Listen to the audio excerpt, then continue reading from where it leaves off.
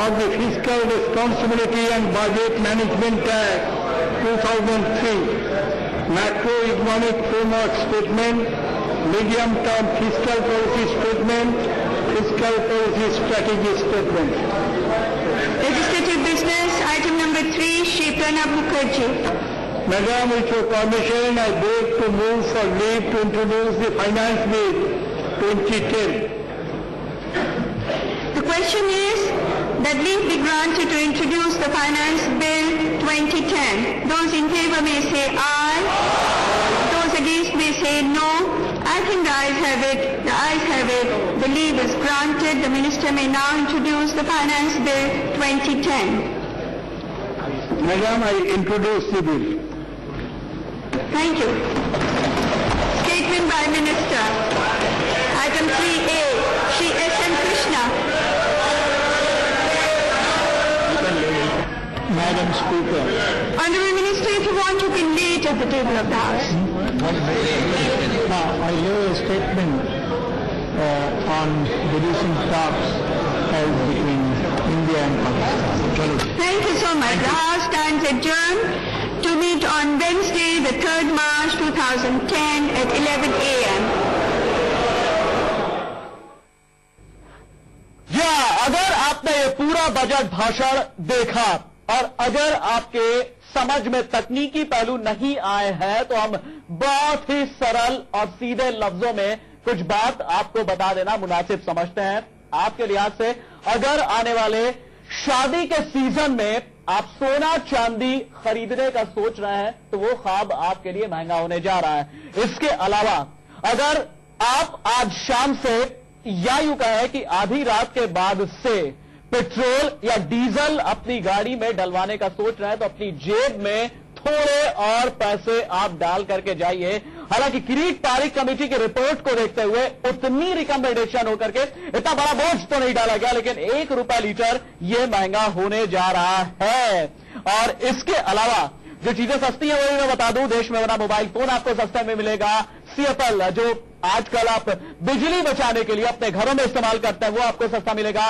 Water filter आपको सस्ता मिलने जा रहा है और आपके मनोरंजन से जुड़े हुए साधन आपके लिए सस्ते होंगे। एक और तकनीकी बात करूंगा, उसके बाद उसे सरल भाषा में समझाने की कोशिश करता हूं। सर्विस टैक्स में बदलाव नहीं किया गया है, कुछ और चीजों को कैटेगराइज करके सर्विस टैक्स में लेकर के आया जाएगा। इसका मतलब अगर आप आम भाषा में समझना चाहते हैं तो यह समझिए कि आपका टेलीफोन महंगा नहीं होने जा रहा है। शेयर खरीद बिक्री अगर आप करते हैं तो इन्वेस्टर के लिहाज से, अंत में आपने सुना होगा प्रणब दा ने कहा कि इन्वेस्टर के लिहाज से यह एक आम बजट है। कुरियर सेवा आपकी महंगी नहीं होने जा रही। अगर आप यात्रा करना चाहते हैं तो वो आपके लिए सस्ती होगी। टूर एंड ट्रैवल आपके लिए सस्ता होगा, एयर ट्रैवल। और हां, शादी के लिहाज से मैंने एक बुरी खबर बताई है, लेकिन आपकी शामियाने की जो सुविधा है बैंकेट हॉल की, वो आपके लिए सस्ती की सस्ती रहेगी। और अगर आपको, खासतौर से मैं महिलाओं के लिए कहूंगा, खुशी की एक लहर अपने सौंदर्य के लिहाज से, अपने खूबसूरती के लिहाज से अपने चेहरों पर दौड़ा लीजिए, क्योंकि आपका ब्यूटी पार्लर, सर्विस टैक्स के भाषा में मैं बोल रहा हूं, आपका ब्यूटी पार्लर कतई महंगा नहीं होने जा रहा है। तो जाहिर सी बात है, अगर आप अभी निकलने वाली हैं तुरंत निकलिए, आराम से आप जाइए, चाहे फेशियल कराइए, ब्यूटी किट खरीदिए और जो भी तमाम चीजें होती है बेहतर शायद महिलाएं जानती। इसके अलावा अगर आप अपना वेट लूज करने का सोच रहा है, अगर आपका बहुत ज्यादा वेट बढ़ गया है, हेल्थ और फिटनेस सेवाओं के लिहाज से अगर आप ये चाहते हैं कि आप फैटलेस हो जाएं, तो फिर ये बजट आपके लिए बिल्कुल फिट है।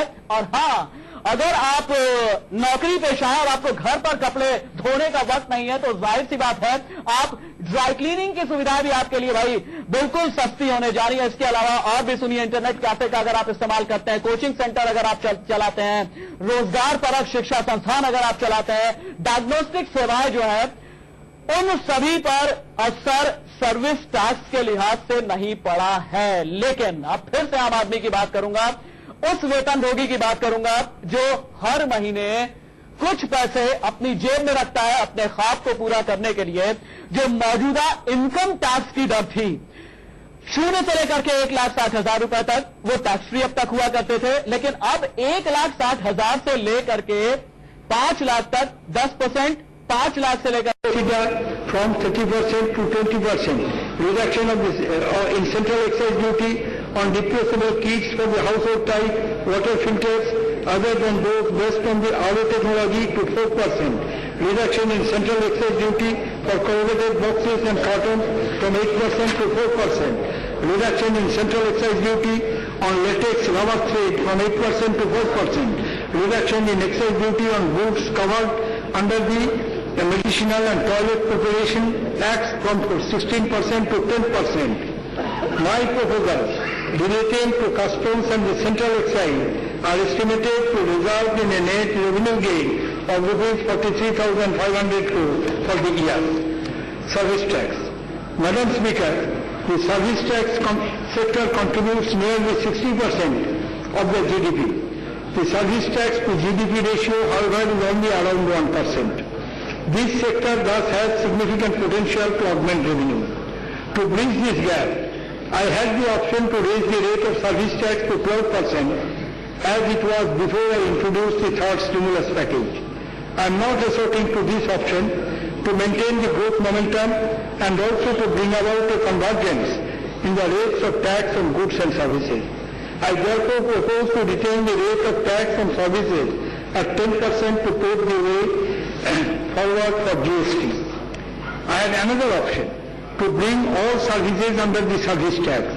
I am not opting for this either at this stage. I propose, however, to bring certain services hitherto untaxed within the purview of the service tax levy. These are being notified separately. I am also proposing certain legislative changes to plug revenue leakage, to remove distortions and to clarify certain doubts that have arisen over a period of time. I do not want to waste the precious time of the House elaborating the details as they are available in the finance bill and other budget documents. Export of services, especially in the area of information technology and business process outsourcing, generates substantial employment and brings in foreign exchange. I propose to ease the process of refund of accumulated credit to exporters of services by making necessary changes in the definition of export of services and producers. Accredited news agencies which provide news feed online attract service tax. Acknowledging the human services of such news agencies in disseminating the news, I propose to exempt such news agencies that meet certain criteria from service tax. My proposals relating to service tax are estimated to result in a net revenue gain of rupees 3,000 crore for the year. Copies of notifications giving effect to the changes in customs, central excise and service tax will be laid on the table of the House in due course. My proposals on direct taxes are estimated to result in a revenue loss of rupees 26,000 crore for the year. Proposals relating to indirect taxes are estimated to result in a net revenue gain of rupees 46,500 crore for the year. Taking into account the concessions being given in my tax proposal and measures taken to mobilize the additional resources, the net revenue gain is estimated to rupees 20,500 crore for the year. We have emerged from the global slowdown faster than any other nation. I did not hesitate in exercising my judgment on the course of action last year, and I have no hesitation in my mind now. Our actions today will determine our tomorrow. This budget belongs to Aam Aadmi. It belongs to the farmer, the agriculturist, the entrepreneur and the investor. The opportunity is great. The time is right. I have placed my faith in the hands of the people who I know can be depended upon to rise to any occasion in national interest. I have placed my faith in the collective conscience of the nation that can be touched to scale undreamt heights in the coming years. Madam Speaker, with these words, I commend the budget. Thank you. Honorable Minister, item number 2, Shri Pranab Mukherjee. Madam, I beg to lay on the table the following statements under Section 3(1) taking the benefit of exemptions. I propose to prescribe a uniform concessional basic duty of 5% CVD to 4% with full exemption from special additional duty on all material equipment. A concessional basic duty of 5% is being prescribed on parts and accessories for the manufacture of such equipment, while they will be exempt from CVD and special additional duty. Full exemption currently available to medical equipment and devices such as assistive devices, rehabilitation aids, etc. is being retained. The concession available to government hospitals or hospitals set up under a statute is also being retained.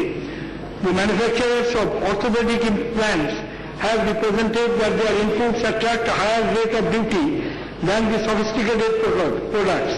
I propose to exempt specified inputs for the manufacture of such implants from import duty. Madam Speaker, India is a nation of moviegoers. The film industry has been experiencing difficulties in importing digital masters of the films for duplication or distribution loaded on electronic medium vis-a-vis those imported for cinematographic film, owing to different customs duty structure. I propose to rationalize this by changing customs duty only on the value of the carrier medium. The same dispensation would apply to the music and gaming software imported for duplication.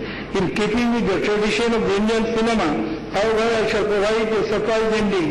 In all such cases, the value representing the transfer of intellectual rights would be subjected to service tax. Cable transmission of infotainment is undergoing a transformation with the adoption of the digital technology. The multi-service operators need to invest in digital head-end equipment. To enable this, I propose to provide project import status at a concessional customs duty of 5% with full exemption from special additional duty to the initial setting up of such projects. The prices of the precious metals continue to rise. Since the customs duty is levied on these at specific rates,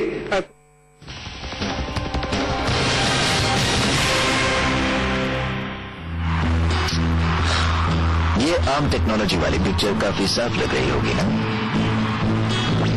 अब कुछ नया दिखाऊं? Airtel digital TV पर मिलता है MTech4 TVBS2 technology. इसके unique signal से आपको मिलता है हर डिटेल के साथ ज्यादा साफ पिक्चर, और कभी कभी खोया प्यार भी मिल जाता है।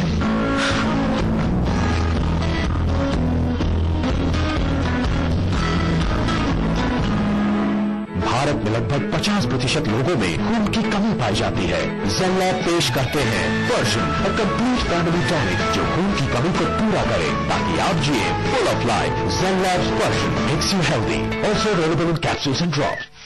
कांताबाई, सफाई इतनी इजी नहीं और जोर लगाकर घिस। कांताबाई, हाँ रहने दे। कांताबाई, तो क्या घर गंदा ही रहेगा? नहीं, नया easy of bang mountains power cleaner. Power cleaner इसे साफ कर तो मान की शक्ति करे कड़ी दागों की छुट्टी। पर इसे यूज कैसे करते हैं? कड़ी दागों पर सीधा डालो और रोज की सफाई के लिए पानी में एक ढक्कन। पूरे घर की जबरदस्त सफाई। अब सफाई हो गई इजी। बैंग और मैल गायब। छोटे शहरों को वर्ल्ड क्लास टाउनशिप्स देने वाली उत्तर भारत की प्रमुख रियल एस्टेट कंपनी का नाम है अलायंस। बढ़ते कदम।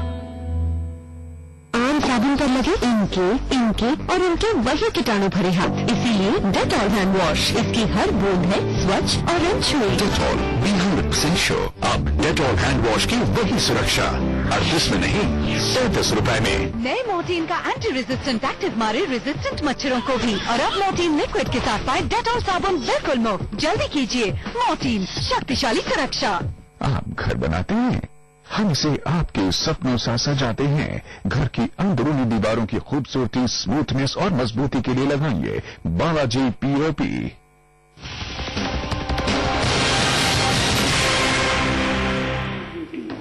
Some of the other relief measures that I propose are as under: reduction in the basic customs duty on loan paper from 70% to 30%, reduction in basic customs duty on इसके अंदर उस चीज के दाम कम होना शुरू होंगे।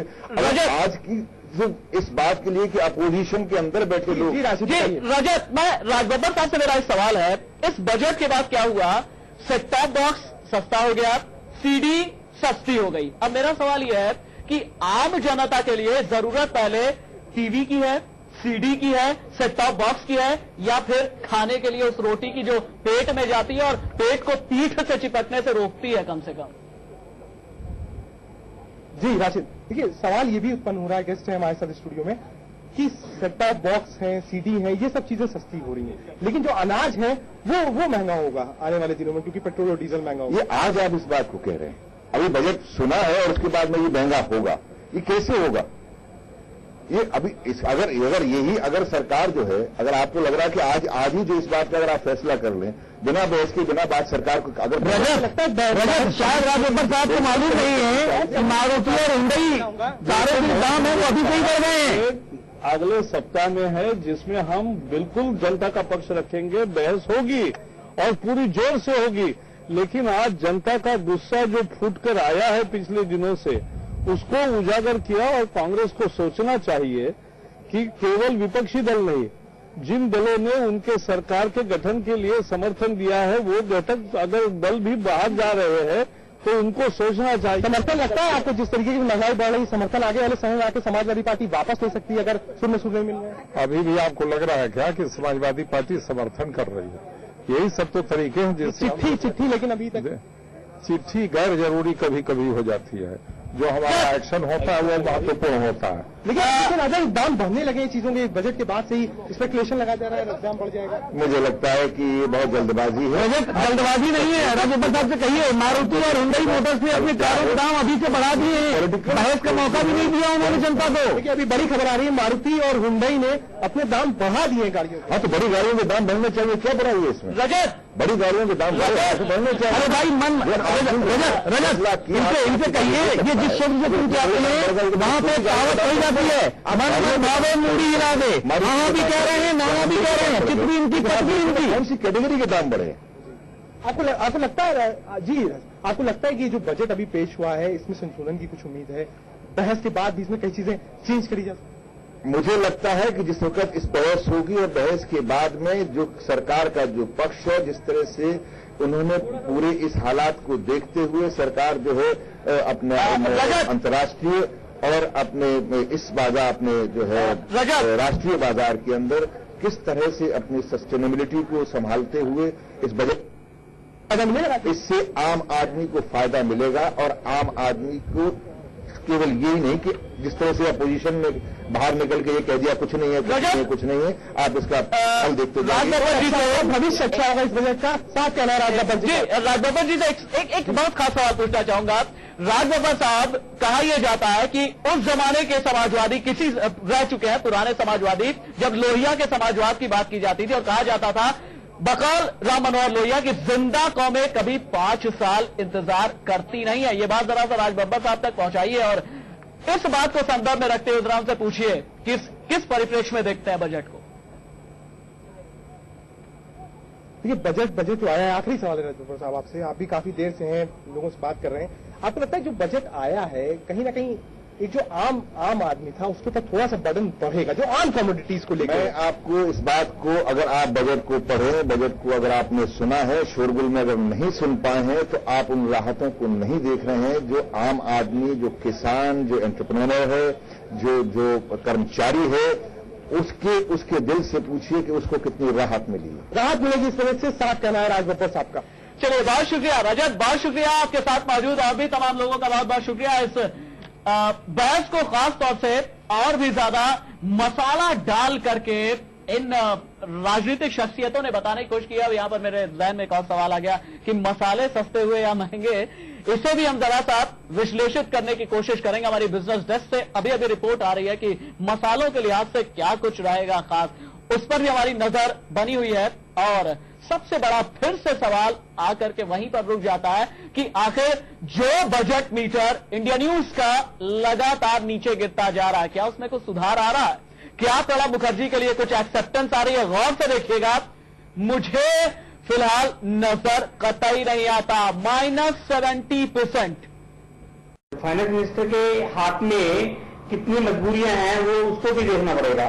इंफ्रास्ट्रक्चर के अंदर यदि आपको ज्यादा एलोकेशन करना है, एजुकेशन पर एलोकेशन करना है, ये कई जितने हमें गवर्नमेंट ने सोशल स्कीम पर यदि खर्चा करना है तो इस पे कुछ तो हमें कहीं तो हमें कुछ नहीं बताइए, मजबूरी वित्त मंत्री की ज्यादा है कि मजबूरी आम लोगों की ज्यादा है, मुझे बताइए।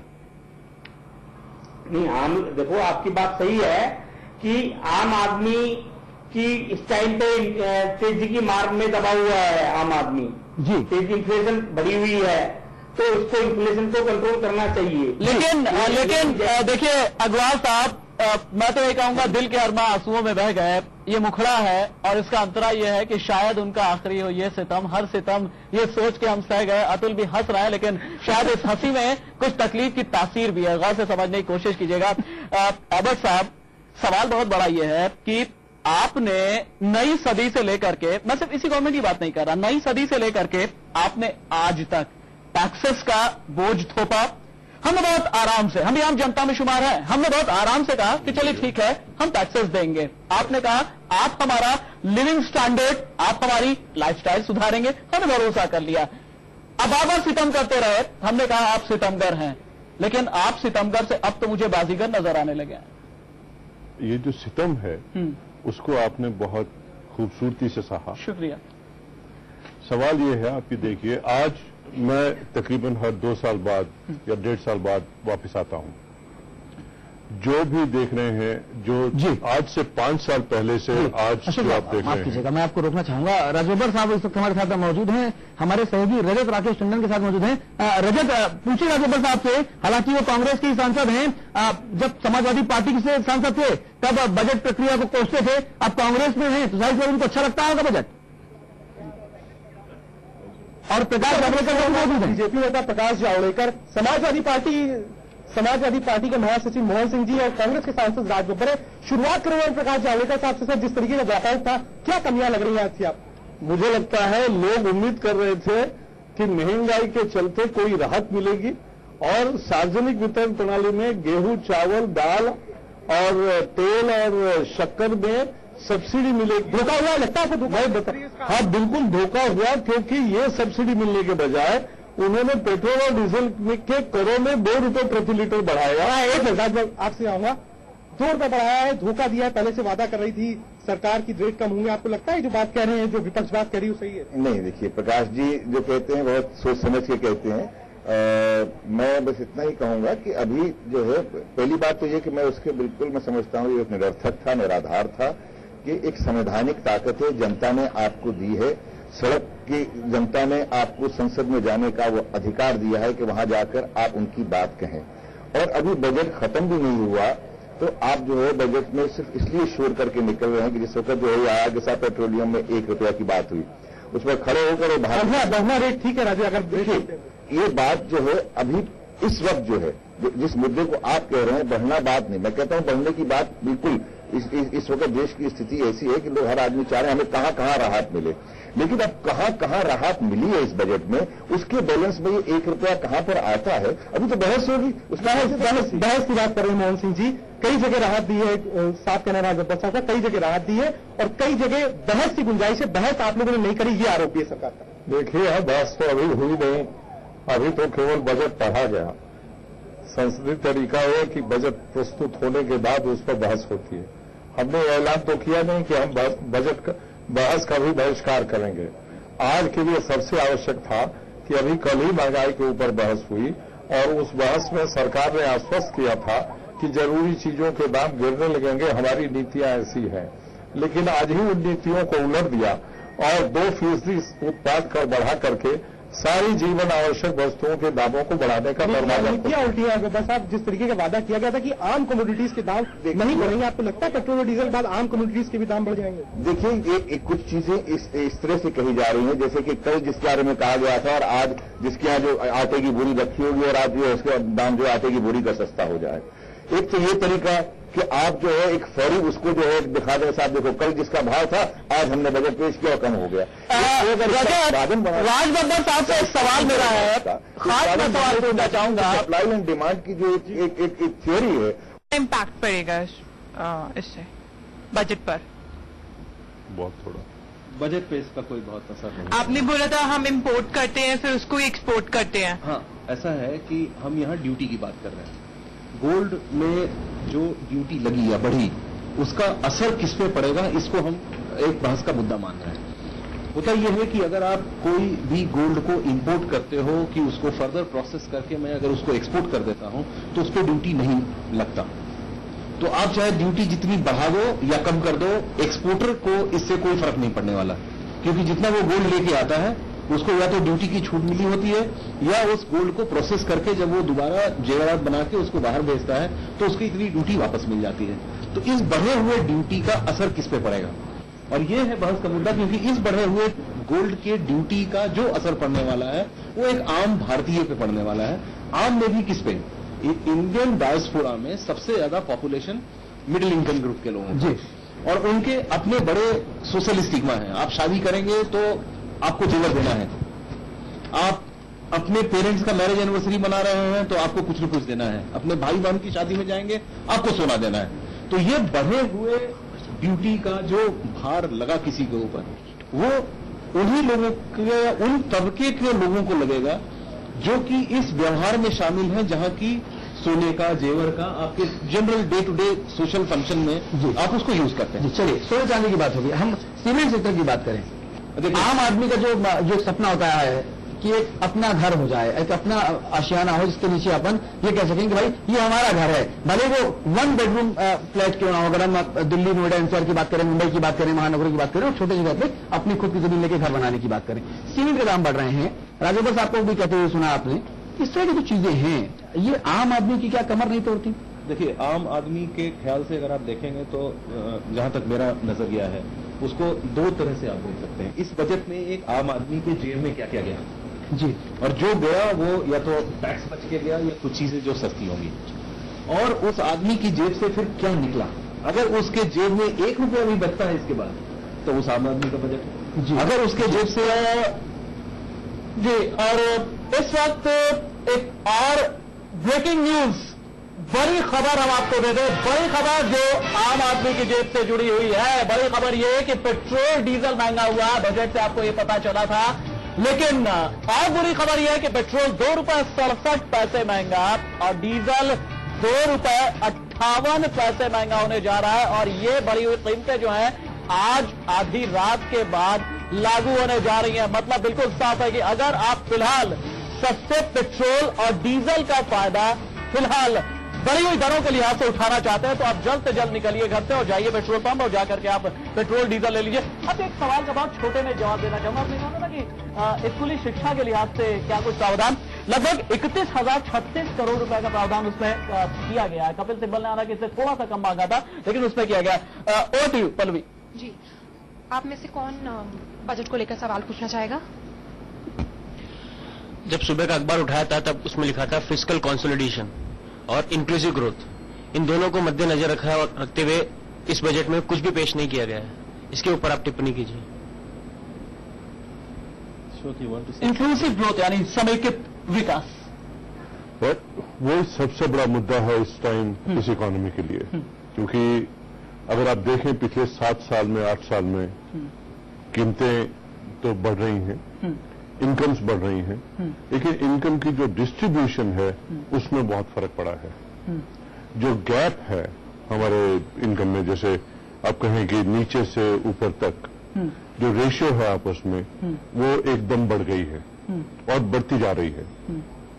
That usually does create problems in the long run. अच्छा, सरकार की एक खास कमेटी थी, मुझे याद है पिछले दिनों उसकी रिपोर्ट आई। उसने कहा कि अमीर और गरीब के बीच की जो खाई है, जो फासला है, और भी ज्यादा बढ़ता चला जा रहा है। वही कह रहे हैं। क्या ये फासला, मैं समझ गया आपकी बात, क्या ये फासला इस बजट के बाद आपको कुछ कम होता हुआ नजर आ रहा है? मुझे कम से कम इंडिया न्यूज के बजट मीटर में तो ऐसा कुछ नजर नहीं आ रहा। आप बताइए। ऐसा तो कुछ नहीं दिखा। हाँ, मैनेजमेंट स्टूडेंट्स आप सब हैं, आप में से किसी को लगता है कि अमीरी और गरीबी के बीच की खाई पाटी जा सकेगी इस बजट? कोई कुछ कहना चाहेगा इस पर? इससे खाई और बढ़ जाएगी। खाई और बढ़ जाएगी, कैसे? क्योंकि इनकम इक्वलिटी और बढ़ती जा रही है दिन ब दिन। आप देखा जाए तो महंगाई बढ़ती जा रही है, इसका असर आम आदमी पर बहुत जल्दी पड़ रहा है। पहले इस महंगाई जी, तो ये थे प्रधानमंत्री अपने वित्त मंत्री के बजट भाषण पर प्रतिक्रिया व्यक्त कर रहे थे। उन्होंने इस बजट को काफी बेहतर बजट बताया। आज जब उनसे पूछा गया कि कितने नंबर देंगे वो 10 में से, तो उन्होंने कहा मैं इसमें यकीन नहीं करता, लेकिन ये बहुत ही शालीन बजट है, बहुत ही बेहतर बजट है, आम आदमी के लिए बजट है, किसानों का बजट है और गरीब को रोटी देने वाला बजट है। ये बात प्रधानमंत्री ने कही। सुरेश जी, आपसे बात हो रही थी और उसी वक्त हमको जाना पड़ा था क्योंकि प्रधानमंत्री बोलने लगे थे। आप से राशिद ने पूछा था कि आप इसे किस रूप में देखते हैं। प्रधानमंत्री ने, उनके वित्त मंत्री ने इसको आम आदमी का बजट बताया, लेकिन जो हम देख रहे हैं आंकड़े, जिस तरह से जो भार पड़ने वाला है आम आदमी के ऊपर, तो ये आम आदमी का बजट तो नहीं है।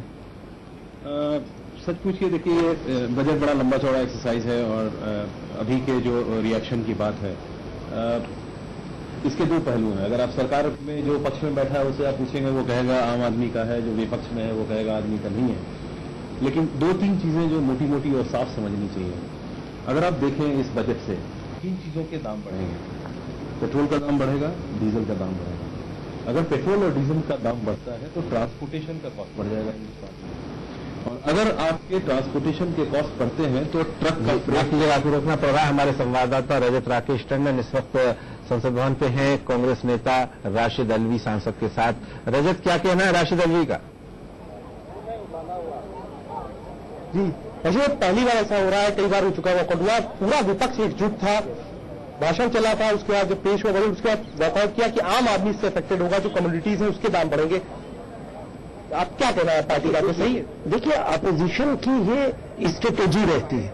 ऐसा नहीं है कि ये स्ट्रेटेजी बजट के बीच में बनी, ये बजट से पहले बनी होगी कि बजट के आखिर में हम सब लोग इकट्ठा होकर हंगामा करके वॉकआउट करेंगे।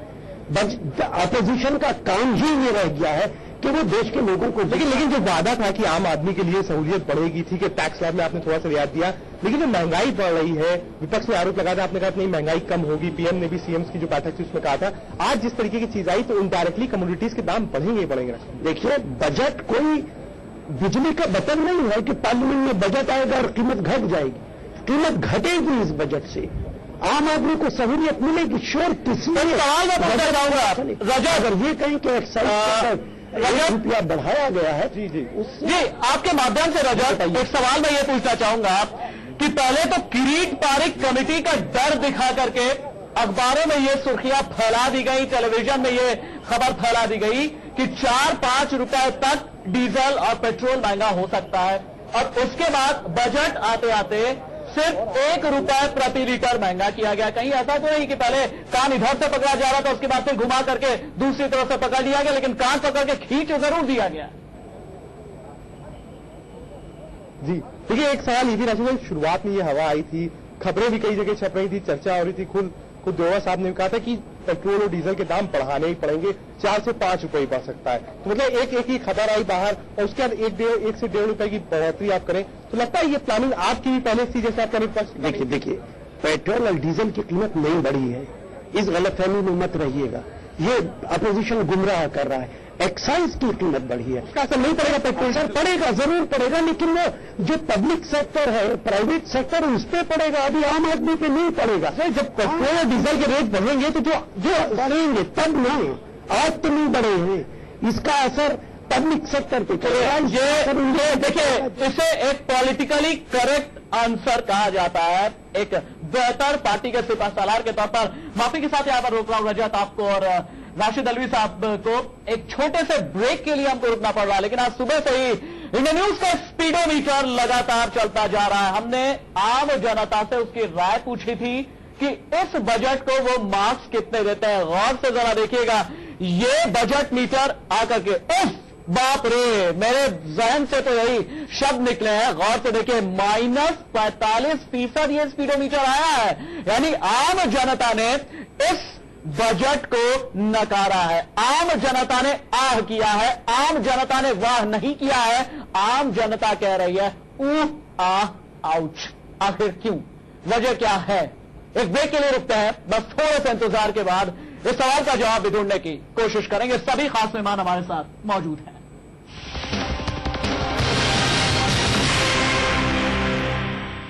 भारत में लगभग 50% लोगों में खून की कमी पाई जाती है। ज़ेलैब पेश करते हैं जो दे गर्मी से राहत ताकि आपको मिले ताजगी लंबे समय तक। नया Dettol fresh, Dettol be 100% sure.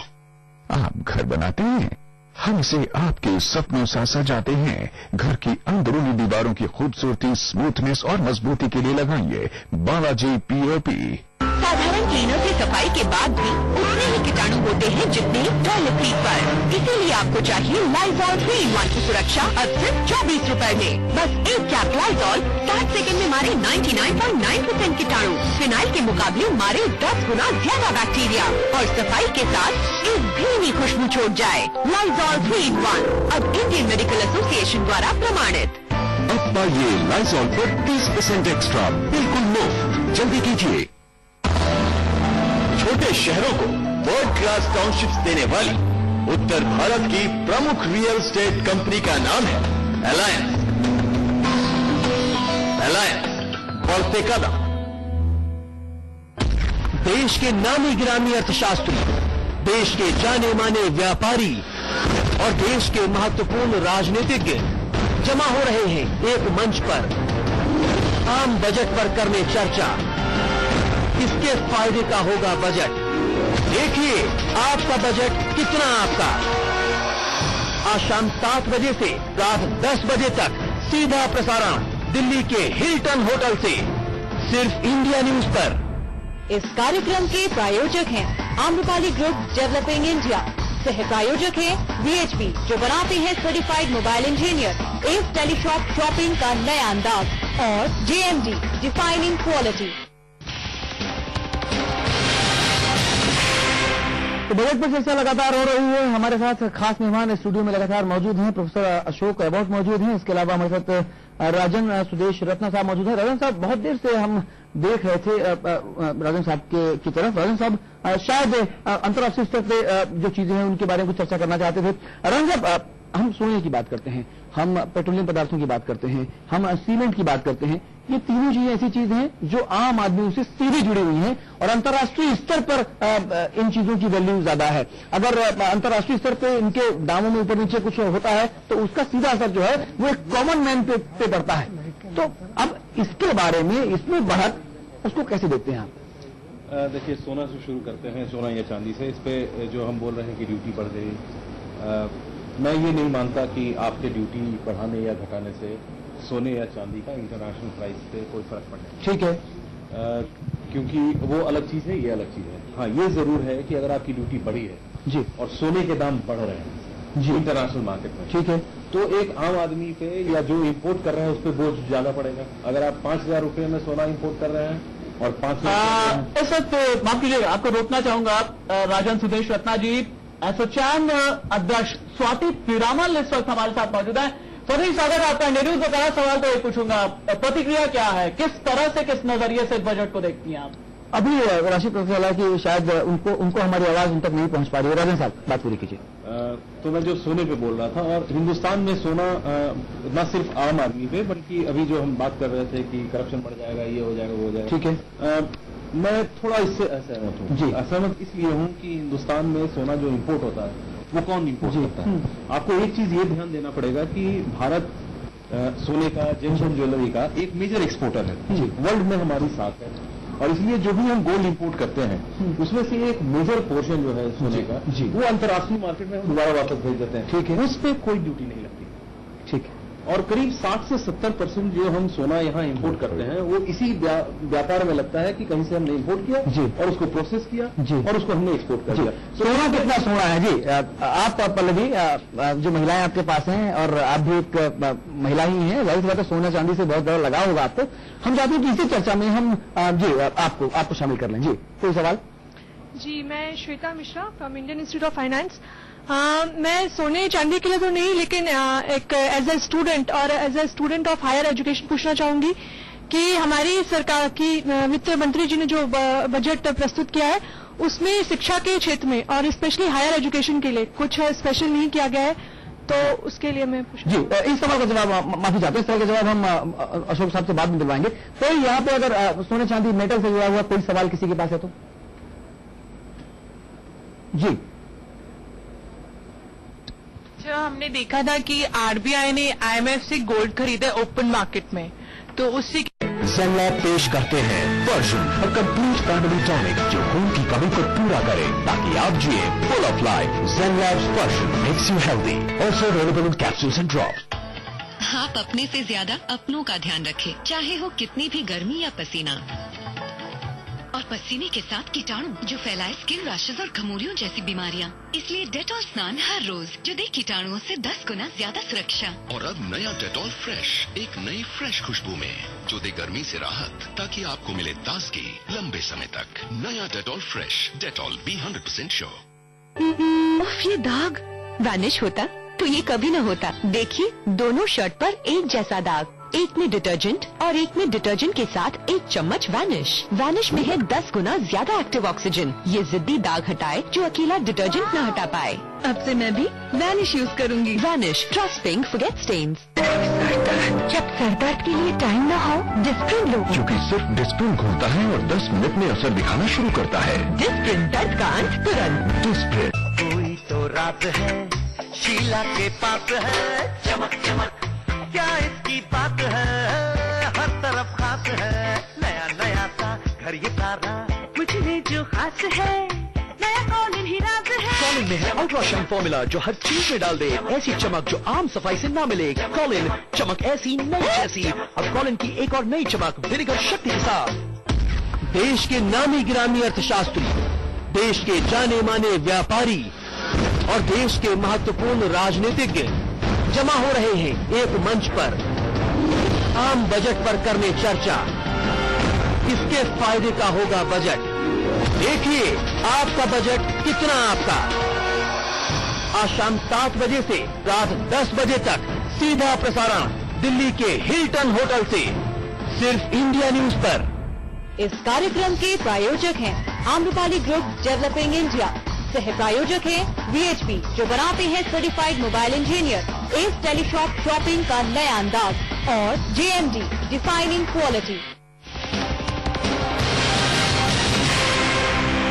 जी तो बजट आपका है, बात आपकी है, लेकिन आपकी बात सुनी नहीं जा रही। सवाल महत्वपूर्ण है कि आखिरकार आपकी बात सुनी क्यों नहीं जा रही और कौन आपकी बात सुनेगा अगर वित्त मंत्री जी आपकी बात नहीं सुनेंगे।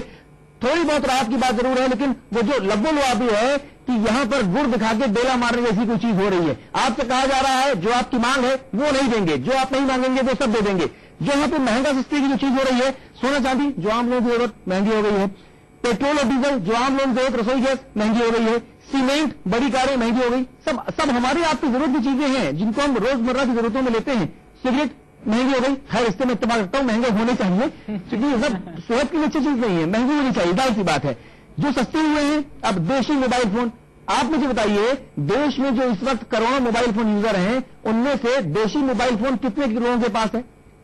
मैक्सिमम जो लोग हैं वो विदेशी कंपनियों के द्वारा बनाए हुए मोबाइल फोन लेकर चलते हैं। तो यहां पे इसमें आप सस्ता कर रहे हैं, चीज कुछ खास समझ नहीं आती। खेती की मशीनें सस्ती हो गई, ये अच्छी चीज है। CFL LED लाइट सस्ती हो गई है, अच्छी चीज है। तमाम चीजें और सस्ती हुई हैं, तो स्वागत अच्छी चीजों का है, लेकिन जो चीजें लगातार बढ़ती जा रही हैं, जरूरत की चीजें, उनका विरोध करने का भी हक है। जनता जनार्दन हमारे साथ मौजूद है, हमारे साथ नौजवान मौजूद हैं, हमारे साथ MBA के स्टूडेंट्स मौजूद हैं और हमारे साथ हमारे सहयोगी सूरज मौजूद हैं जो लोगों से बातचीत करेंगे। सूरज जी बिल्कुल, अतुल शुरू करते हैं। यहाँ से हमारे साथ बहुत सारे दर्शक हैं, साथ ही हमारे साथ छात्र हैं MBA के। आपका नाम? अवन अरोड़ा। आप इस बजट को किस तरह से देखते हैं? सवाल। बजट आम लोगों के लिए अच्छा है, टैक्स स्लैब बढ़ाई गई है, इन्वेस्टमेंट ज्यादा इंक्रीज होंगे और इंडस्ट्रियल ग्रोथ भी इंक्रीज होने के। स्टूडेंट्स के तौर पर आप कैसा देखते हैं? क्या लगता है आपको कि स्टूडेंट के हिसाब से काफी अच्छा बजट आया हुआ है, एजुकेशन सेक्टर को कुछ अच्छा बूम मिलेगा? मुझे तो अच्छा लगा। आपका नाम? आस्था। कोई सवाल? बजट वैसे ठीक है, पर स्टूडेंट के हिसाब से नहीं है क्योंकि ट्रांसपोर्टेशन को जैसे पेट्रोल डीजल की प्राइस बढ़ी है, तो मुझे नहीं लगता कि वो स्टूडेंट्स के हिसाब से ठीक है।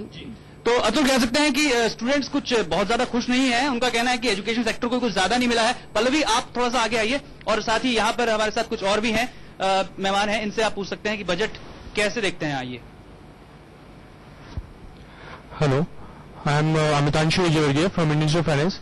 आई would like to say that जी माफ कीजिएगा, मैं आपको बीच में रोक रहा हूं, आपको बोलने का मौका दिया जाएगा, पूरा आप लोगों को बुलाया इसलिए गया, पूरा बोलने का मौका मिलेगा, लेकिन न्यूज रूम में हम लेकर चलते हैं। इस वक्त हाफिज रहमान हमारे संवाददाता हमारे साथ मौजूद हैं। हाफिज, हमारे जो पत्रकारिता के जो सहयोगी हैं, जो भाई बंधु हैं, वो क्या सोचते हैं इस बजट के बारे में? क्योंकि जिस वक्त प्रणब दा बजट भाषण पेश कर रहे थे, उनका पिटारा खोल रहे थे, मैं न्यूज रूम में था और मैं देख रहा था कि जो मेरे पत्रकारिता होती है तब तक जो सप्लाई लाइन है वो एक ज्योमेट्रिक फैशन में इंक्रीज नहीं हो सकती जी, और वही एक कारण है जिससे कि आप दाम, जितने भी दाम हैं घरों के, उनको न्यूनतम से न्यूनतम रख पाएंगे जी। तलवार साहब माफी के साथ मैं आपको बीच में रोक रहा हूं, माफी चाहता हूं। इस वक्त बीजेपी के वरिष्ठ नेता अनंत कुमार साहब मौजूद हैं हमारे साथ, हमारे सहयोगी अनंत यतीन्द्र के साथ मौजूद हैं। यतीन्द्र, अनंत जी से आप बात कर सकते हैं? तो अनंत जी, सरकार पूरे इस बजट को आम लोगों से जुड़ा हुआ आम हित के लिए, किसान हित का बता रही है, तो क्या कहेंगे आप इसमें? किसान हित कहाँ है?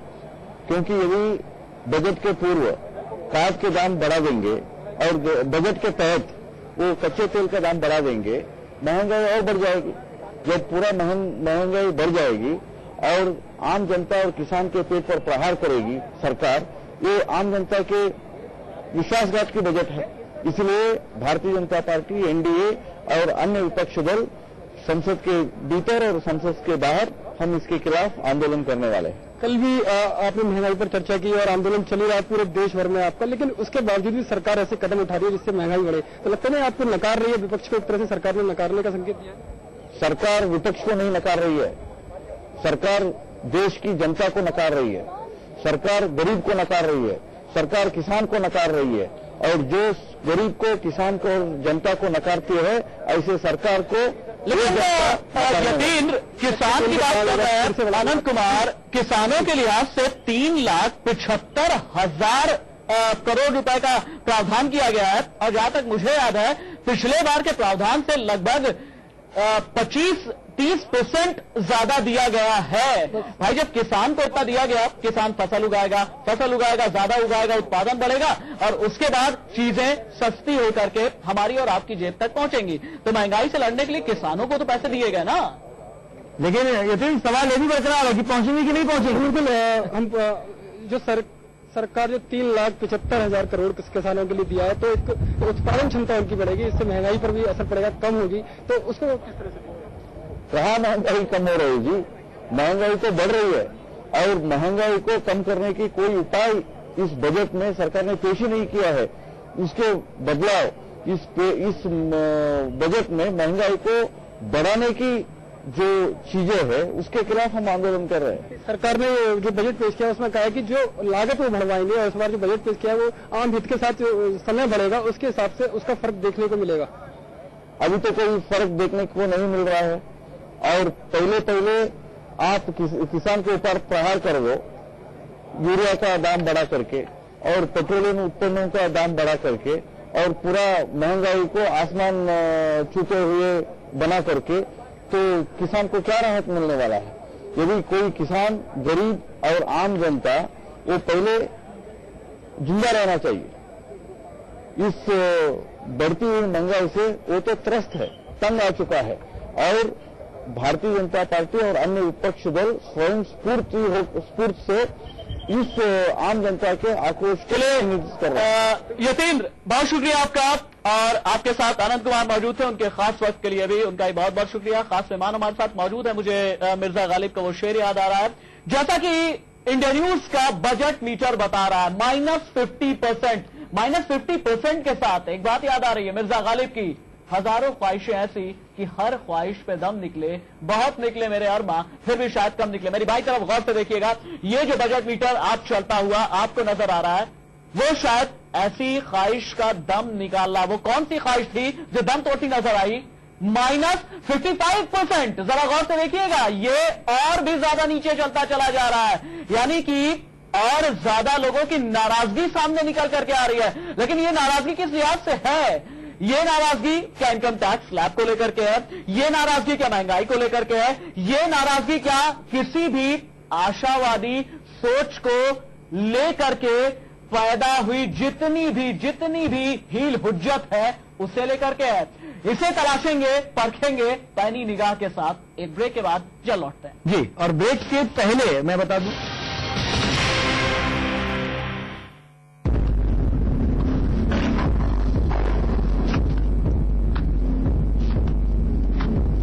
देखिए वाइल्ड लाइफ के programme MTech for digital clarity में एयरटेल डिजिटल टीवी पर। भारत में लगभग 50% लोगों में खून की कमी पाई जाती है। सोने और चांदी की कीमतों में काफी हद तक एक बुलबुला बन ही चुका था। उस बुलबुले को कुछ हद तक फटना भी था, एक बबल बन गया था। जी, इस सोने में बुलबुला अभी भी बाकी है। ये सोना अभी मेरे को 22,000 रुपए तक जाता हुआ नजर आता है। 22,000 रुपए जाने के बाद इस सोने का बुलबुला फटेगा, जो कि आपको 8,000 रुपए प्रति 10 ग्राम तक नजर आएगा। लेकिन अशोक एबट, आपको क्या लगता है, ये जिस हिसाब से कह रहे हैं, क्या सिर्फ और सिर्फ सरकार के इस फैसले का बड़ा असर सोने और चांदी के दाम पर पड़ेगा? क्योंकि देखिए, जो सोने का खास दाम है वो लंदन मेटल एक्सचेंज की तरफ से ग्लोबली निर्धारित होता है, अगर मैं गलत नहीं हूं तो। रोज दोपहर में होता है। रोज दोपहर में होता है। तो क्या इसका असर वाकई में व्यापक पड़ेगा, ब्रॉडर एस्पेक्ट में पड़ेगा? अल्टीमेटली रुपी टर्म में जब आप सोने की कीमत देखेंगे वो आपको दिखेगी इन्फ्लेशन की एक्सपेक्टेशन से। अगर इन्फ्लेशन एक्सपेक्टेड है तो लोग पैसा सोने की तरफ लेना शुरू कर देंगे। अगर एक्सपेक्टेशन कम हो जाती है तो सोने से हट करके बाकी निवेश शुरू हो जाएगा। जी। और वही शायद हम लोग अब देखेंगे थोड़ी देर में। जी। आप देख रहे हैं कि जो डेफिसिट है हमारे बजट का वो तकरीबन 7% चल रहा है। जी। और अगर आप इन्फ्लेशन देखें तो वो भी वही 7% चल रही है। ठीक है। बेसिकली जो पैसा खर्च किया जा रहा है वो टैक्स में नहीं आ रहा। जी।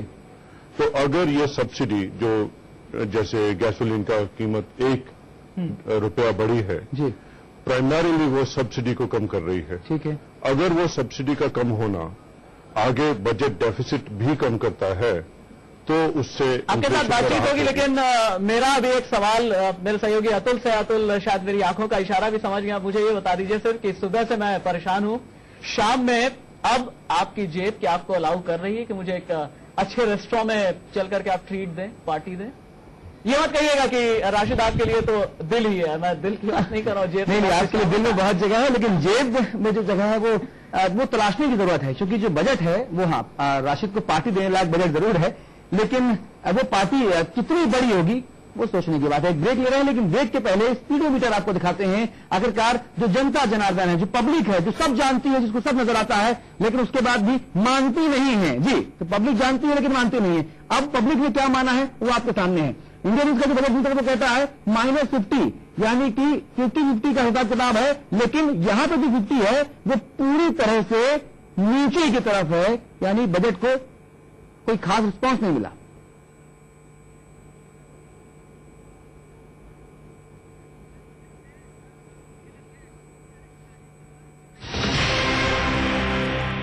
आम साबुन पर लगे इनके और इनके वही कीटाणु भरे हाथ, इसीलिए डेटॉल हैंड वॉश। इसकी हर बूंद है स्वच्छ और अनछुई। Dettol 100% sure. अब डेटॉल हैंड वॉश की वही सुरक्षा 38 में नहीं, 37 रुपए में।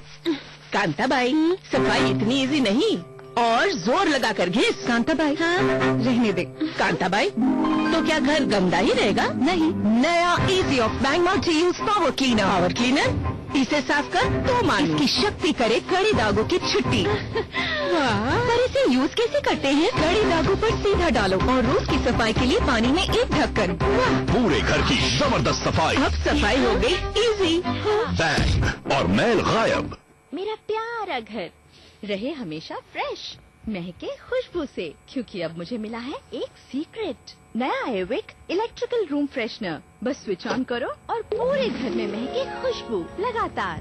अब सब मेहमान कहें, वाह क्या खुशबू है। क्या आपके घर में है एविक की ताज़ी खुशबू? और अब पाइए एक रिफिल बिल्कुल फ्री।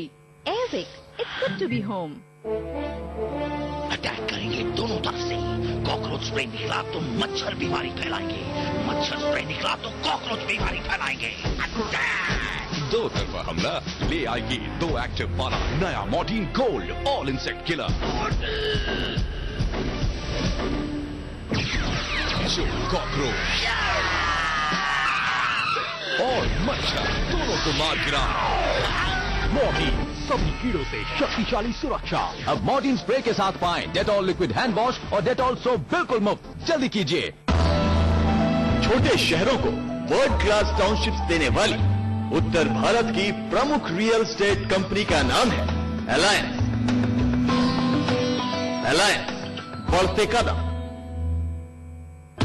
देश के नामी गिरामी अर्थशास्त्री जो अब दिखना शुरू हो गया राशिद, और इसके अलावा बजट का आफ्टर इफेक्ट क्या कुछ होगा इस पर तो बात करें, लेकिन बड़ी हैरानी वाली बात, सबसे ज्यादा हैरानी वाली बात जो अभी नजर आ रही है, ठीक है, आम आदमी की जनता जनार्दन की आवाज यह है कि उसने इस बजट को नकार दिया है। इंडिया न्यूज का स्पीडोमीटर जैसा बता रहा है। लेकिन वही दूसरी तरफ दलाल सीट से जो खबर आ रही है वो ये कि दलाल सीट में लगभग 350 पॉइंट का अभी भी उछाला, हालांकि वो उछाल 400 पॉइंट के आसपास का पहुंच गया था। लेकिन उसमें भी अगर आप देखिए, एक तरफ तो एसयूवीज, एमयूवीज और ये मारुति और hyundai के वेरिएंट, इनके दाम बढ़े, लेकिन वहीं दूसरी तरफ आज सबसे ज्यादा उछाल अगर किसी सेक्टर में देखने को मिला है तो वो ऑटो सेक्टर है। और इसके अलावा रियल एस्टेट सेक्टर ने भी, यानी कि रियल एस्टेट सेक्टर को भी शायद इस बार ये नजर आया है कि सस्ते घर एक बार फिर से मुहैया आम आदमी को होंगे। हमारे साथ दो बहुत ही खास मेहमान मौजूद हैं, एक एक करके हर एक वर्ग को मैं उठाना चाहूंगा। अशोक एबर्ट, सबसे पहले आपसे, युवाओं के लिहाज से इस बजट को आप किस तरह से आंकेंगे? वो युवा जो 18 से 35 साल की उम्र के हैं और लगभग 18 करोड़ जिनकी आबादी है इस देश के अंदर। ये वो आबादी है जो आप लोग यहाँ बैठे हैं, I guess you are in that age. हम भी उसी में से वही कह रहे हैं, तो I guess both of you are there. सवाल ये हो जाता है कि आपके लिए अगले 5 साल, अगले 10 साल आपकी जिंदगी के बहुत इंपॉर्टेंट हैं। इन सालों में आप अपनी जिंदगी शुरू कर रहे हैं, आप ये सोच रहे हैं कि स्कूल से निकलेंगे हमें किस तरह की नौकरियां मिलेंगी, एक्सपेंशन हो रहा है जॉब्स का कि नहीं हो रहा है, किस तरह के सुविधाएं हैं, आप क्या करना चाहते हैं जिंदगी में, उसकी बैकग्राउंड यहां से बन रही है, उसको ये बजट आपको मदद करेगा। जी, इससे कमर में एक और खास मेहमान जुड़ रहे हैं, योगेश सिंगल साहब जुड़े हैं, आप ज्वाइंट सेक्रेटरी हैं बुलियन एसोसिएशन के। जी सिंगल साहब, बहुत स्वागत है आपका। इस पूरे बजट को कैसे देख रहे हैं आप? हालांकि शेयर बाजार में तेजी देखी जा रही है इस वक्त।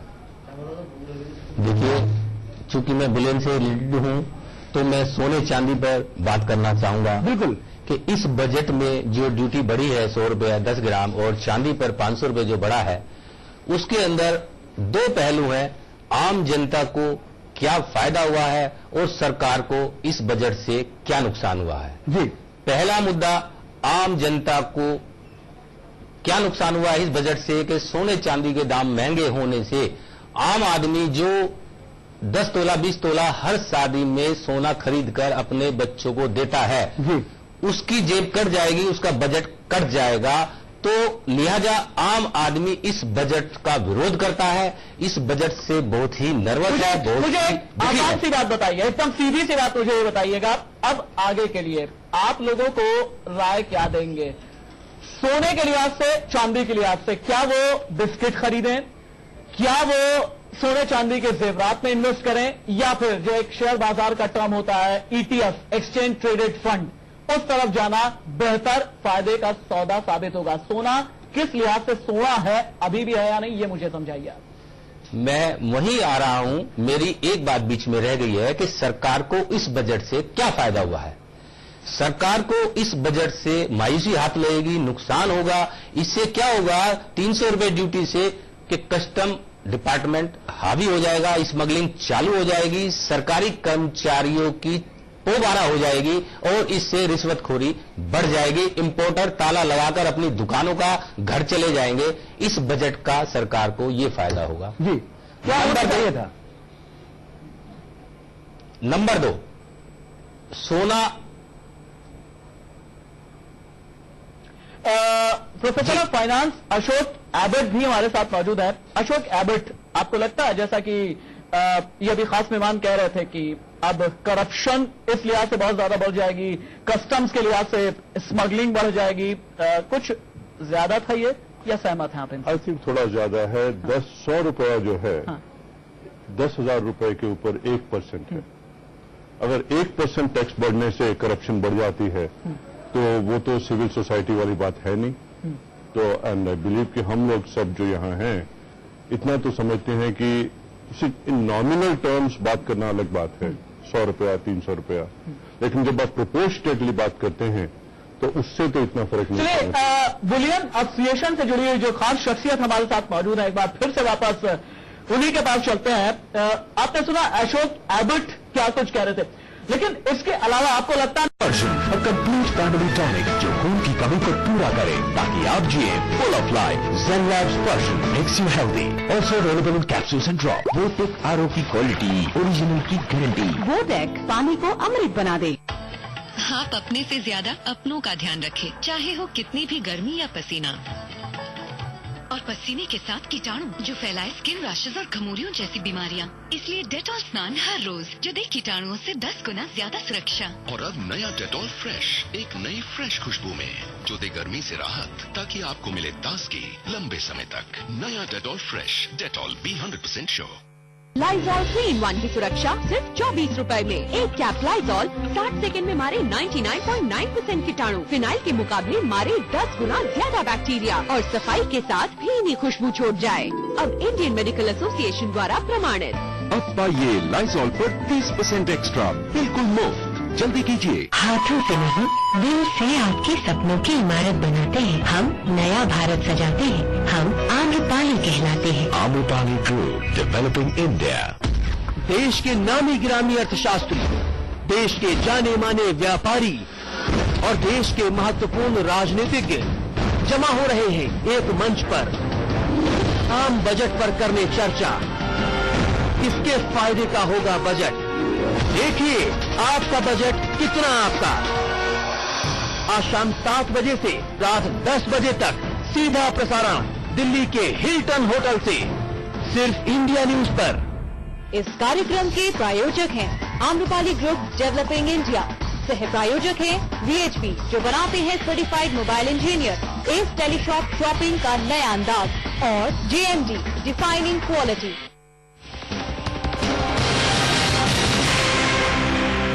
जी तो सवाल महत्वपूर्ण है कि आखिरकार आपका बजट और आपकी बात, जी आपकी बात जो भी आप चाहते थे क्या वो पूरी हुई? अहम सवाल ये है। और जो इंडिया न्यूज का जो बजट मीटर है उस बजट मीटर में -45, जी -45% का जो आंकड़ा है वो ये साबित करता है कि नहीं, सब कुछ ठीक नहीं है। जो मांगे रखी गई थी, जो हमारी उम्मीदें थी, उन उम्मीदों पर ये बजट खरा नहीं उतरा। लेकिन कम से कम जो डायरेक्ट टैक्स की बात हो रही है उसमें थोड़ी राहत की बात जरूर है। जो इनकम टैक्स पेयर हैं हमारे जैसे जो आम लोग हैं उनमें राहत की बात जरूर है।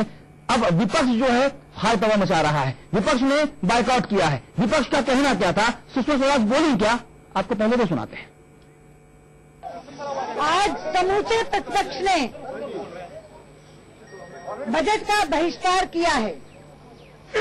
हम आराम से शांति से बैठ करके बजट सुन रहे थे, लेकिन जैसे ही वित्त मंत्री ने ये कहा कि मैं पेट्रोल और डीजल के दाम बढ़ा रहा हूं, तो सारे प्रतिपक्ष को ये लगा कि उन्होंने एक जन विरोधी और किसान विरोधी और गरीब विरोधी काम किया है।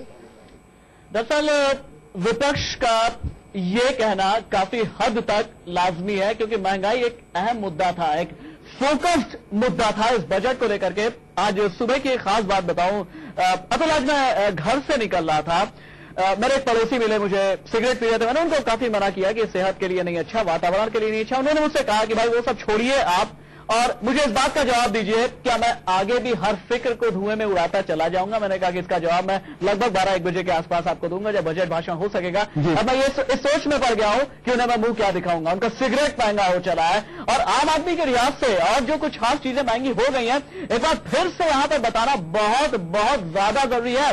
गौर से सुनिएगा, जो तंबाकू से बने हुए उत्पाद है, चबाने वाली तंबाकू, गुटखा, पेट्रोलियम पदार्थ, SUV, NUV यानी जो स्कॉर्पियो गाड़ियां होती हैं, सफारी होती है, टाटा सूमो वगैरह जैसी जो गाड़ियां होती हैं, वो महंगी हो गई हैं। सस्ते में LED bulb, CFL, mobile accessories, makeup का सामान, ये सब कुछ सस्ता हुआ है आपकी जेब के लिहाज से।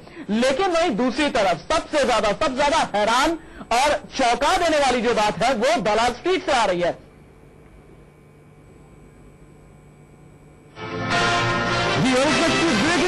देखिए बजट का असर हुआ है और जो ब्रेकिंग न्यूज है ये है कि मारुति और हुंडई कार कंपनियों ने अपने अपने जो वेरिएंट्स हैं, जैसे कार के मॉडल्स हैं, उनके दाम बढ़ा दिए हैं। मारुति और हुंडई मोटर्स के हवाले से एक खबर आ रही है, ये देखिए, ये है बजट का असर।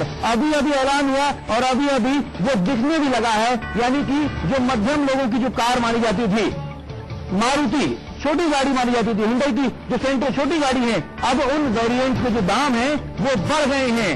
ये बजट का स्टाइल 8 लाख तक 20% और 8 लाख के ऊपर 30% तक का टैक्स होने जा रहा। कुल मिला करके ये पूरे बजट का लबोलुआब था और बेहतर कुछ और खास मेहमान है वो हमें समझाएंगे।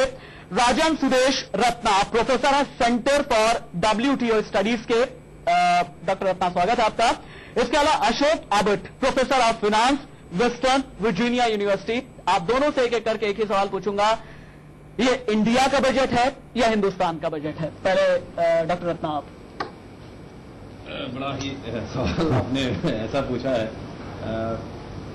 ये एक आम बजट है। इलेक्शन होने के बाद सरकार जीत करके आई, इसके सामने कई प्रश्न थे और सबसे बड़ा प्रश्न था जो पिछले कई महीनों से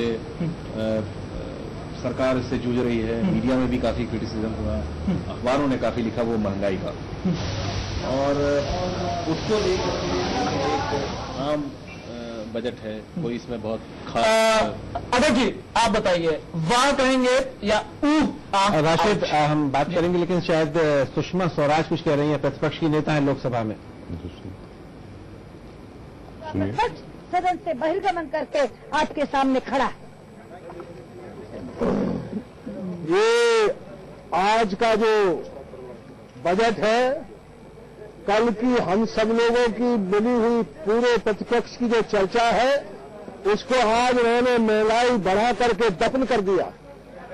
हमारी सरकार जब एनडीए की थी तो खाद के दाम जब हम लोगों ने बढ़ाए थे तो यही कांग्रेस पार्टी है जिसने 16 दिन सदन में चलने दिया था। आज वित्त मंत्री का जो बजट है, वो बजट नहीं है, इस देश के आम आदमी को, किसान को, मजदूर को, देश की जनता को महंगाई की आग में जलाने का बजट है। इसलिए समूचा विपक्ष एक स्वर में एक साथ ये सारा का सारा जो काज चल रहा है, उसका विरोध करने के लिए आज हम लोगों ने बाइकाट किया।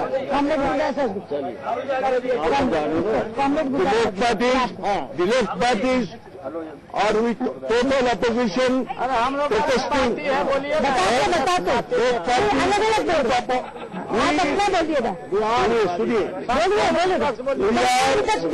Left parties with the total opposition oppose this increase in price of the petroleum products and diesel products. It will lead to inflation, cause even distress to the people. We should fight it on the street. People, anti-nation, anti-Kishan, anti-worker, we shall fight it together on the street. आइए मुराद जी, लारी जाइए।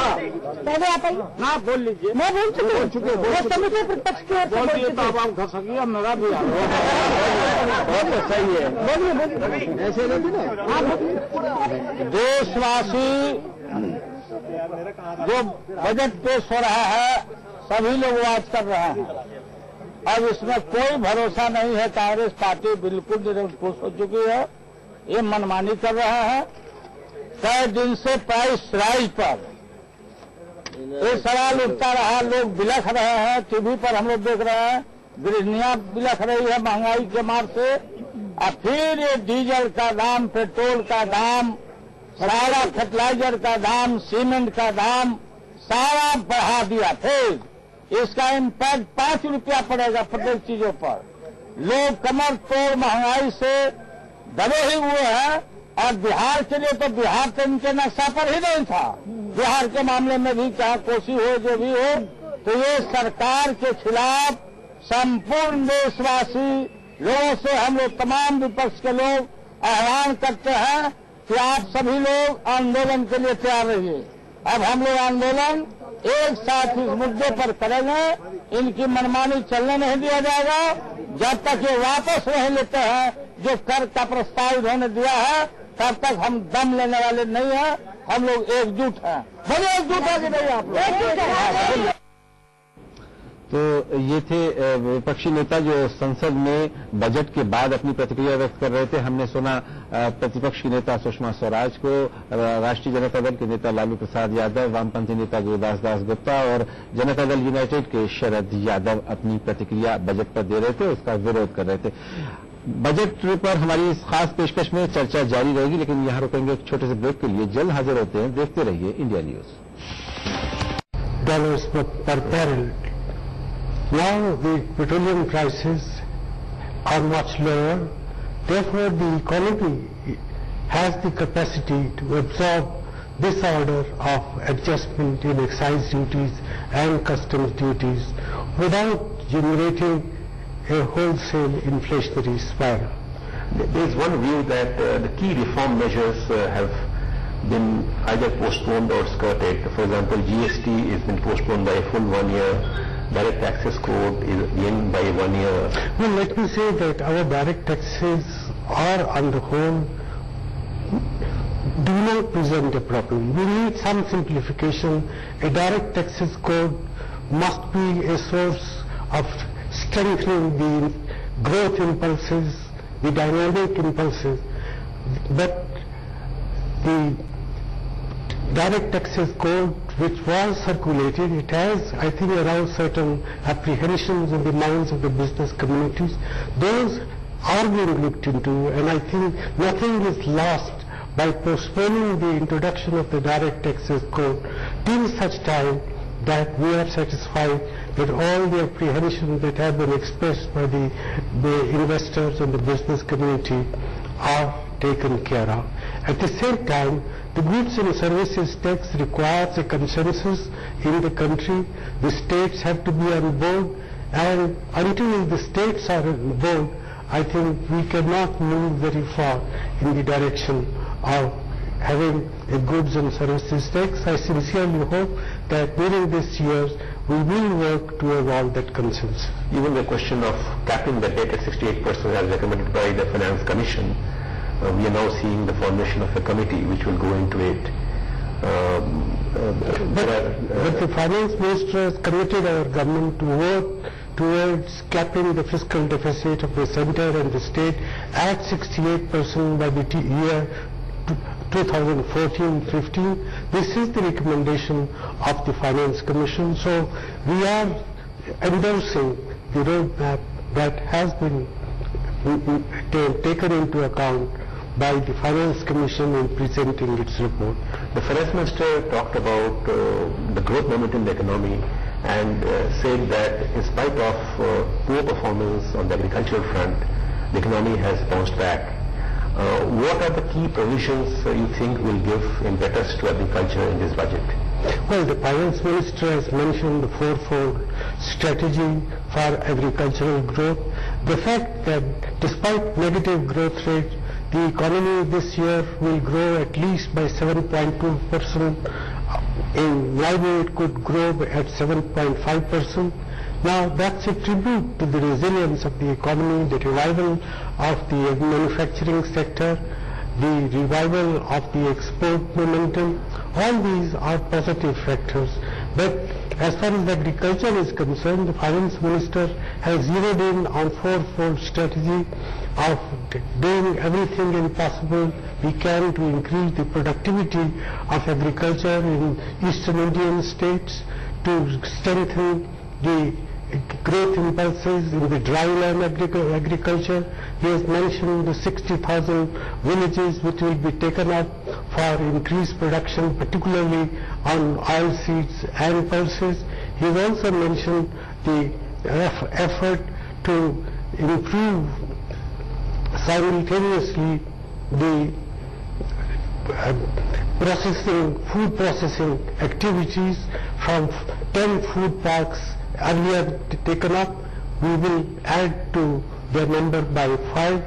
So I think he has mentioned the fourfold strategy which, if implemented, should make considerable difference to our agricultural outcome. One final question, Mr. Prime Minister.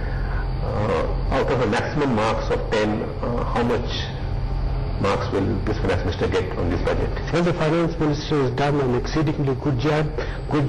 He is one of our most experienced ministers, and he is one of our senior-most party members. I compliment him for a job well done. You would like to give a number? I don't believe in giving number. That's for the public at large to make up their minds. Thank you, Mr. Ganesh. Thank you, Ajit.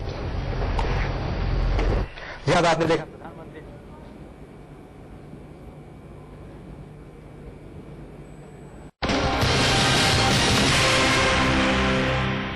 है नापी तो गंदी करेगी ही। Infection रोकने के लिए Dettol से नापी धोती हूँ।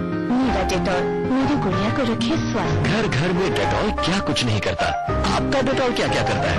डेटॉल इंडियन मेडिकल एसोसिएशन द्वारा प्रमाणित। लाइजॉल 3-in-1 की सुरक्षा सिर्फ 24 रुपए में। एक कैप लाइजॉल 60 सेकंड में मारे 99.9% कीटाणु, फिनाइल के मुकाबले मारे 10 गुना ज्यादा बैक्टीरिया और सफाई के साथ भीनी खुशबू छोड़ जाए।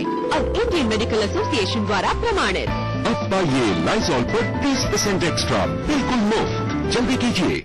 मेरा प्यारा घर रहे हमेशा फ्रेश, महके खुशबू से, क्योंकि अब मुझे मिला है एक सीक्रेट। नया एयरविक इलेक्ट्रिकल रूम फ्रेशनर। बस स्विच ऑन करो और पूरे घर में महके खुशबू लगातार।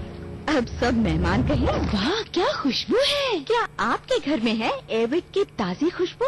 और अब पाइए एक रिफिल बिल्कुल free. Airwick, it's good to be home. नया हार्पिक मैक्स कवरेज फॉर्मूले के साथ साधारण क्लीनर पानी की तरफ बह जाए, पर थोड़ा सा हार्पिक सॉलिड में पूरी तरह फैलकर दे मैक्सिमम सफाई और मारे सारे कीटाणु। तो आप भी लीजिए हार्पिक चैलेंज और जुड़िए मैक्स क्लीन अभियान से। हार्पिक अप्लाइए। Defining quality. देश के नामी गिरामी अर्थशास्त्री, देश के जाने माने व्यापारी और देश के महत्वपूर्ण राजनीतिज्ञ जमा हो रहे हैं एक मंच पर आम बजट पर करने चर्चा। किसके फायदे का होगा बजट? देखिए आपका बजट कितना आपका। आज शाम 7 बजे से रात 10 बजे तक सीधा प्रसारण दिल्ली के हिल्टन होटल से, सिर्फ इंडिया न्यूज पर। इस कार्यक्रम के प्रायोजक हैं आम्रपाली ग्रुप डेवलपिंग इंडिया। सह प्रायोजक है VHP, जो बनाते हैं certified mobile engineer. S Teleshop shopping का नया अंदाज और JMD डिफाइनिंग क्वालिटी।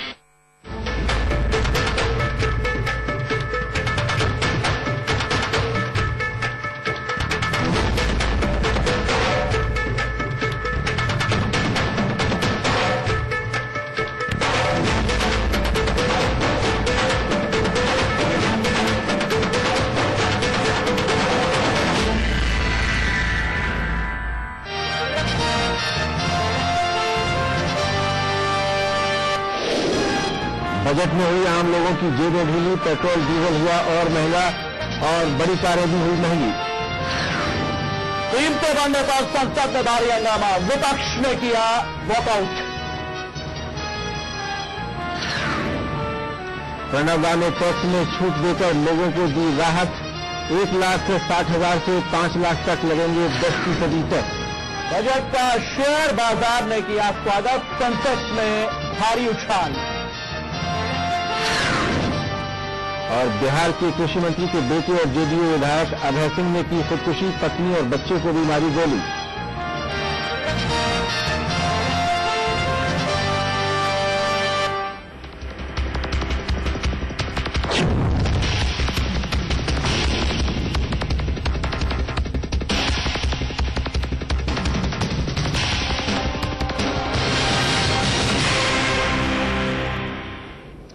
वित्त मंत्री प्रणब मुखर्जी ने आज साल 2010-2011 का बजट लोकसभा में पेश किया। जैसी कि उम्मीद की जा रही थी, प्रणब दा लोगों पर कोई भार नहीं थोपेंगे, वैसा नहीं हुआ। बजट में सबसे बड़ी बात रही कि अब आपका पेट्रोल डीजल के लिए अपनी जेबें ढीली करनी पड़ेंगी।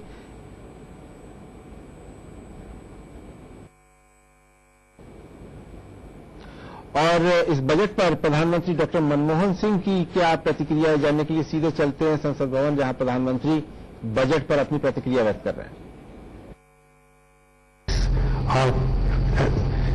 Estimating the growth requirements and at the same time building in it a certain amount of moderation on the price front. Because the duties on petroleum and diesel products have also been raised, so there could be fears on this front that whether the petrol and diesel prices will also be raised at an appropriate time. Well, I think the finance minister has mentioned that these duties were reduced during a period when the petroleum prices had gone up to 112. Engaged in research in the social science or statistical research would be allowed a weighted deduction of 125%. The income of such approved research association shall be exempt from tax. In my budget speech last year, I stated that the profit-linked deductions are inherently inefficient and liable to misuse. To incentivize business in priority sectors, I introduced investment-linked deduction as an alternative to profit-linked deduction. To give a boost to investment in the tourism sector, which has high employment potential, I propose to extend the benefit of investment-linked deduction under the Act to new hotels of 2-star category and above anywhere in India. To provide one-time interim relief to the housing and real estate sector, which was impacted by the global recession.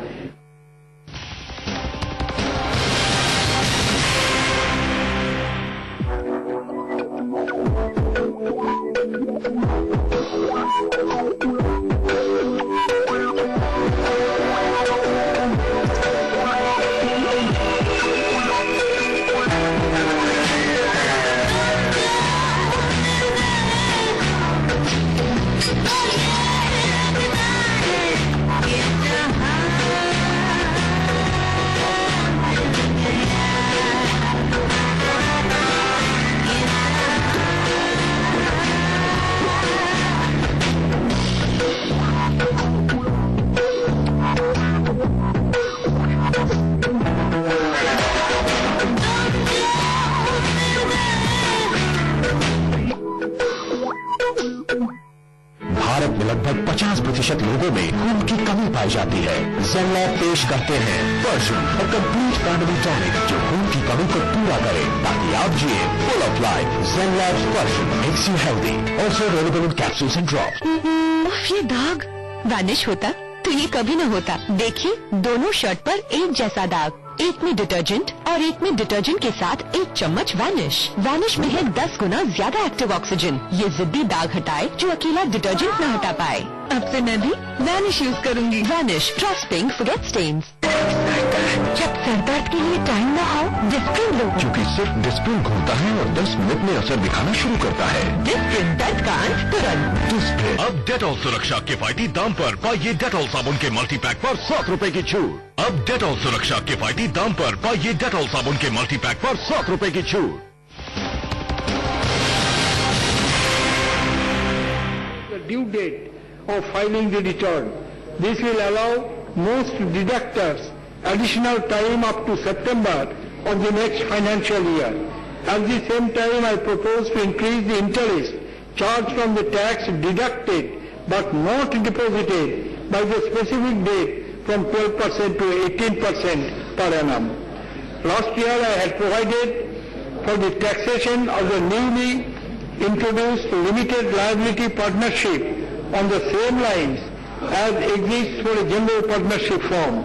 To facilitate the conversion of small companies into LLPs, I propose that these will not be subjected to capital gains tax.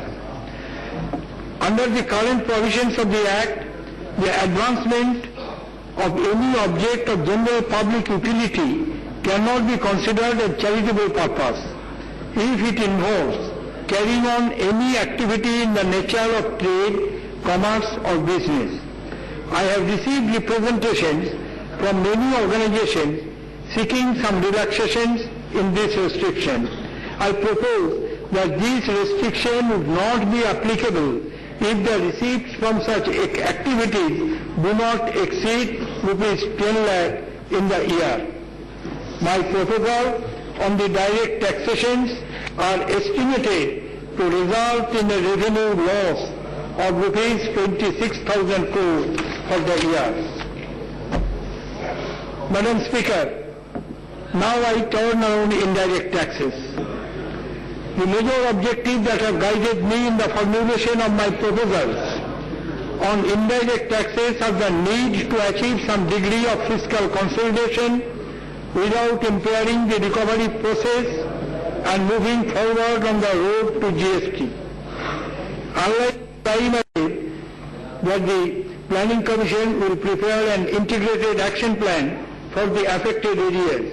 Adequate funds will be made available to support the action plan. I appeal to the misguided elements to eschew violence and join the development process. To provide timely delivery of justice to all, the government has approved the setting up of the National Mission for Delivery of Justice and Legal Reforms. The objective of the mission is to help reduce the legal backlog in the courts from an average of 15 years at present to 3 years by 2012. It would also help in improving the legal environment for business. The 13th Finance Commission has provided grants amounting to rupees 5,000 crore for the states to improve the delivery of justice, including strengthening of alternate dispute resolution mechanisms. Madam Speaker, I now turn to budget estimates for 2010-11. The gross tax receipts are estimated at rupees 7,46,651 crore. The non-tax revenue receipts are estimated at rupees 1,48,118 crore. The net tax revenue to the centre as well as the expenditure provisions in 2010-11 have been estimated with reference to the recommendations of the 13th Finance Commission. The total expenditure proposed in the budget estimates for 2010-11 is rupees 11,08,749 crore, which is an increase of 8.6% over the total expenditure in BE of 2019. The planned and non-planned expenditure in BE 2010-11 are estimated at rupees 3,73,092 crore and rupees 7,35,657 crores respectively. While there is a 15% increase in planned expenditure, the increase in non-planned expenditure is only 6% over the BE of the previous year. With this level of planned expenditure, I am confident that the total planned expenditure would be very close to 100% of the expenditure envisaged in the 11th five-year plan. Honourable members will agree that fiscal policy has to be guided by the required framework for fiscal prudence. In the medium-term fiscal policy statement presented along with the budget 2019, I had laid down a roadmap for fiscal deficit.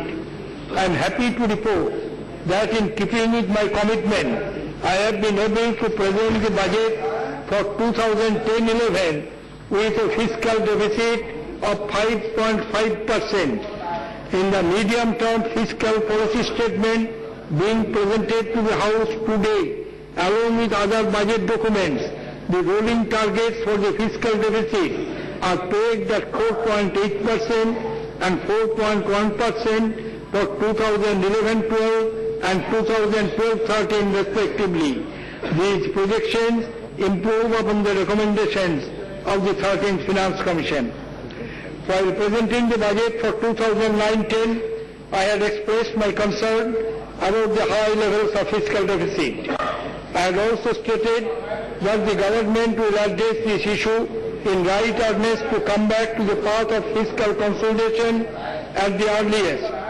I am happy to report that against a fiscal deficit of 7.8% in 2008-9, inclusive of oil and fertilizer bonds, the comparable fiscal deficit is 6.9% as per the revised estimates for 2009-10. Both these deficit figures are based on the revised GDP numbers published by the Central Statistical Organization and include what were earlier referred as below-the-line items. This marks an improvement of about 1% in the fiscal deficit during the current year. I have made a conscious effort to avoid issuing bonds to oil and fertilizer companies. I would like to continue with this practice of extending government subsidy in cash, thereby bringing all and debate that will promote prevent the presentation of the budget. Please do not prevent the presentation of the budget. This is not the way. This is not the way. You allow me to complete, thereafter you make your observation.